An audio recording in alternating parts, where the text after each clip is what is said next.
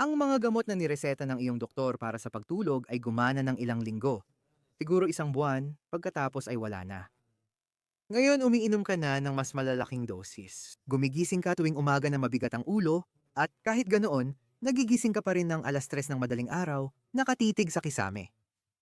Parang pamilyar, di ba? Narito ang ayaw ipaalam sa'yo ng mga kumpanyang parmasyutiko. May 4 na natural na sangkap na kasing epektibo ng mga gamot na may reseta. Para makatulog, pero walang masasamang side effect, walang mental na ulap sa umaga, at hindi ka masasanay dito. Isang tasa lang ng tsaa pagkatapos ng hapunan, yun lang. At ang siyensya sa likod nito ay talagang kahanga-hanga. Sa mga susunod na minuto, ipapakita ko sa iyo mismo kung ano ang 4 na sangkap na ito.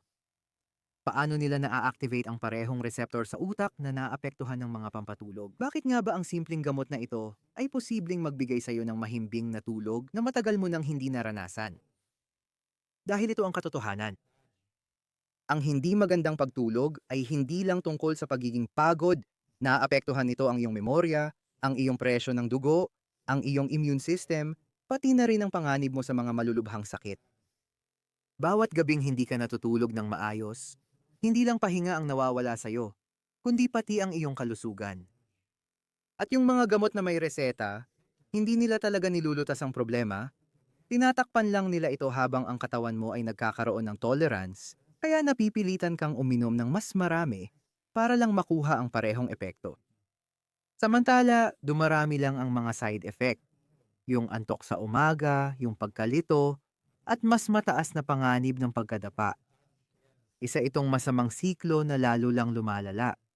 Paano kung makipagtulungan ka sa natural na chemical ng katawan para sa pagtulog sa halip na labanan ito? Paano kung kaya mong i-activate ang mga parehong calming receptors sa utak nang walang delikadong side effects? Yan mismo ang ginagawa ng tsaa na ito. At ang pinakamagandang bahagi ay gawa ito sa mga simpleng natural na sangkap na suportado ng tunay na siyensya. Ipapakita ko sa iyo ang mga sangkap ng tsaa na ito para sa pagtulog at ang dahilan ng bisa ng bawat isa. Una, mayroon tayong mga dahon ng passiflora. Ang passiflora ay may taglay na tinatawag na flavonoids na nagpapataas ng pagsipsip ng GABA sa iyong utak. Ang GABA ang neurotransmitter na responsable sa pagpaparelax at pagtulog. Sa madaling salita, tumutulong ang passiflora na natural kang kumalma, makatulog, at mabawasan ang pagkabalisa. Kung wala kang dahon ng passiflora, pwede mong ipalit ang manzanilla na mabibili sa kahit saang palengke. Sunod naman ay ang yerba buena. Isa itong klasiko dahil may dahilan. Naglalaman ito ng anetol na may banayad na mga katangian ng pamparelax. Ang essential oil ng yerba buena ay nakakatanggal ng tensyon sa kalamnan at nagpapadama ng ginhawa. Gumagana ito bilang isang pampakalma, nadagdag sa timplang ito ng tsaa. Ngayon, narito ang isang sangkap na maaaring hindi mo inaasahan, balat ng dalandan. Kapag pinino ito, hindi na kailangang pakuluan. Ilagay lang sa mainit na tubig para lumabas ang mga compound.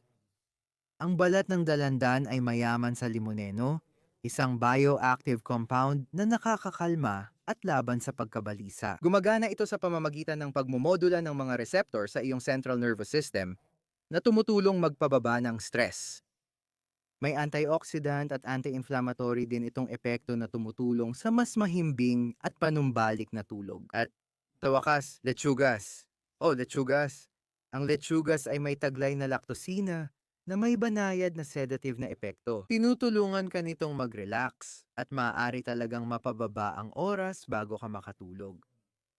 Kaya kung isa ka sa mga taong ang tagal bago makatulog, maaring maging bagong matalik mong kaibigan ang letsugas. Sa pamamagitan nga pala, kung naghahanap ka ng dekalidad na dahon ng pasiflora, organikong anis, o alinman sa mga sangkap na ito, nag-iwan ako ng mga inire-recommendang option sa video description. Mga produktong nasubukan at pinagkakatiwalaan ko. Kaya kung gusto mong masiguro ang pinakamagandang kalidad para sa iyong tsaa, mainam na silipin mo yon. Tama ba? Ihanda na ang tsa. Napakasimple lang ng paghahanda. Kumuha ka ng tasa at ilagay mo ang mga dahon ng pasiflora, yerba buena, pinong ginadgad na balat ng kahel, at ilang sariwang dahon ng letsugas. Ilagay ang kumukulong tubig sa mga sangkap at ibabad ng 10 na minuto. Binibigyan nito ng oras lumabas ang lahat ng kapaki-pakinabang na compound ng mga sangkap sa tubig matapos ibabad. Sa lain papunta sa tasa, mapapansin mong maganda ang kulay ng balat ng dalandan. Palatandaan na nailipat na ang compound sa tsaa.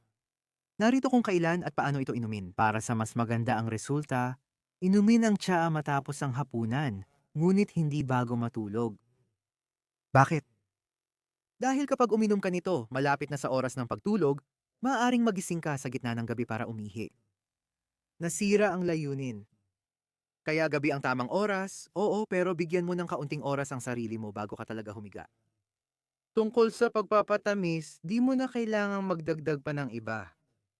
Ang anis at balat ng dalandan ay natural na matamis at mabango. Ang asukal ay nakakapagpasimula ng pamamaga at hindi ito nakakabuti sa iyong katawan, lalo na kapag sinusubukan mong makatulog ng maayos. Pero kung talagang kailangan mong maging mas matamis ito, magdagdag ka lang ng ilang patak ng stevia. Pero subukan mo munang tikman ito ng puro. Ang natural na kombinasyon ng mga lasa ay nakakagulat na masarap. Alam mo ba? Paano kung ang resepeng ito ang makatulong sa'yo na sa wakas ay makuha ang malalim at nakakapagpanumbalik na tulog na matagal mo nang hinahangad? At kung gusto mong suportahan pa ang mga ganitong klase ng content, lubos akong magpapasalamat kung iko-konsidera mong i-click ang super salamat na button dito sa ibaba ng video. Kahit maliit na ambag ay malaking tulong para makagawa pa kami ng mas maraming natural na solusyon sa kalusugan. Para sa'yo, ito ang paraan ng YouTube para hayaan kang magsabi ng salamat at talagang nakakatulong ito sa amin na ipagpatuloy ang pagdadala ng mga gamot na nakakapagbago ng buhay nang walang anumang pressure. Pero kung mabago nito ang tulog mo, napakalaking bagay ng suporta mong yan para sa amin. Bago ka umalis, siguraduhin mong pindutin ang like button na yan. Malaking tulong ito para mapanood ng mas maraming nangangailangan ng mas maayos na tulog ang video na ito. At ibahagi mo rin ito sa kahit sinong kakilala mo na nahihirapan sa insomnia o mga gabing hindi mapakali. Ikalat natin ang natural na solusyong ito kahit saan. Gawin mo ito ngayong gabi at ibahagi sa komento kung paano ito gumana sa'yo. Magandang panaginip!